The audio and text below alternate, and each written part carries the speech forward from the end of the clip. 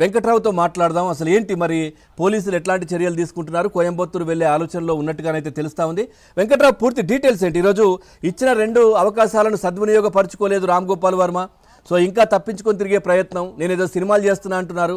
మరి ఏం సినిమాలు చేస్తున్నారు, ఎక్కడున్నారో ఎవరికి తెలియని పరిస్థితి. కానీ నిన్న ఎక్స్ వేదికగా నేను చాలా కాలం తర్వాత మోహన్ లాల్ గారిని కలిశాను అని, ఇదేంటంటే నేను ఇక్కడ ఉన్నాను అని చెప్పుకునే ప్రయత్నం.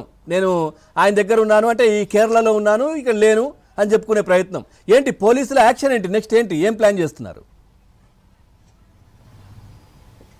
పవన్, ముందుగా మీరు చెప్పినట్టు గతంలో 2019కి ముందు ఎప్పుడూ లేని విధంగా సోషల్ మీడియాలో సైకోలు ఇష్టారాజ్యంగా 2019లో వైఎస్ జగన్ ప్రభుత్వం వచ్చినప్పటి నుంచి కూడా గత 5 ఏళ్ళు కూడా చెలరేగిపోయిన పరిస్థితి. వీళ్ళల్లో రామ్ గోపాల్ వర్మ కూడా ఒకళ్ళు. అప్పటి జగన్ ప్రభుత్వంలో ప్రతిపక్ష పార్టీ నేతలుగా ఉన్న చంద్రబాబు, పవన్ కళ్యాణ్, అలాగే నారా లోకేష్లను దూషిస్తూ వర్మ ఎప్పటికప్పుడు పోస్టింగులు ఎక్స్ వేదికగా నిర్వహిస్తూ వచ్చాడు.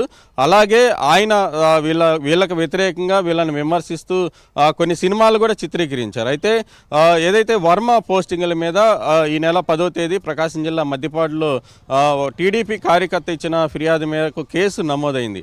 అయితే కేసు నమోదు చేసిన పోలీసులు వర్మ ఎక్స్లో నుంచే ఈ పోస్టింగ్ చేశారా లేదా అన్న కోణంలో ప్రాథమిక దర్యాప్తు చేసి నిర్ధారించుకున్నారు.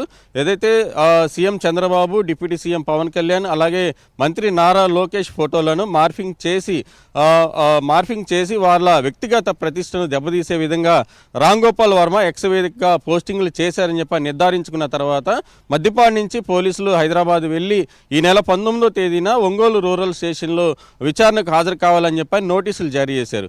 అయితే మొదటగా పోలీసులను చూసిన రామ్ గోపాల్ వర్మ షాక్కు గురయ్యారు. నా మీద ఏదైతే నేను హైదరాబాద్లో ఉంటున్నాను కదా, నా మీద ప్రకాశం జిల్లా మద్దిపాడులో కూడా కేసు నమోదు చేస్తారని చెప్పని పోలీసులను ప్రశ్నించారు. కానీ ఇది డిజిటల్కి సంబంధించిన, సోషల్ మీడియాకి సంబంధించిన కేసు కావడంతో ఎక్కడైనా కేసు నమోదు చేసి విచారించే అధికారం తమకుందని చెప్పని పోలీసులు చెప్పి వచ్చారు. అయితే పోలీసుల విచారణకు సహకరిస్తానని చెప్పిన రామ్ గోపాల్ వర్మ ఈ నెల 19న విచారణకు హాజరు కావాల్సి ఉండగా ఆయన విచారణకి రాలేదు.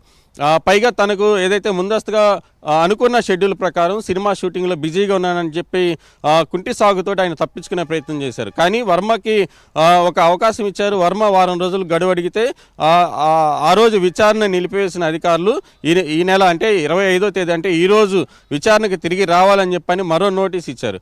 అయితే రెండో నోటీస్కి కూడా ఆయన విచారణకు హాజరవుతానని చెప్పారు. కానీ ఈరోజు విచారణకు కూడా వర్మ రాలేదు. వర్మకు సంబంధించిన పూర్తి సమాచారం ముందుగానే తెలుసుకున్న పోలీసులు నిన్న రాత్రి హైదరాబాద్ 2 బృందాలు చేరుకున్నాయి.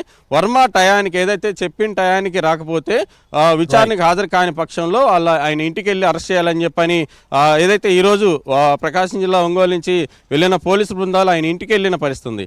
అయితే వర్మ అప్పటికే అజ్ఞాతంలోకి వెళ్ళిపోయారు. ప్రస్తుతం వర్మ ఏదైతే కోయంబత్తూరు వెళ్ళారా లేకపోతే మహారాష్ట్రలో తిరుగుతున్నారా అన్న కోణంలో ఆయన సెల్ ఫోన్ సిగ్నల్స్ ఆధారంగా పోలీసులు అయితే ఆయన కోసం గాలింపు చేపట్టిన పరిస్థితుంది. Pavan, right, thank you Venkatrao, thanks for the updates.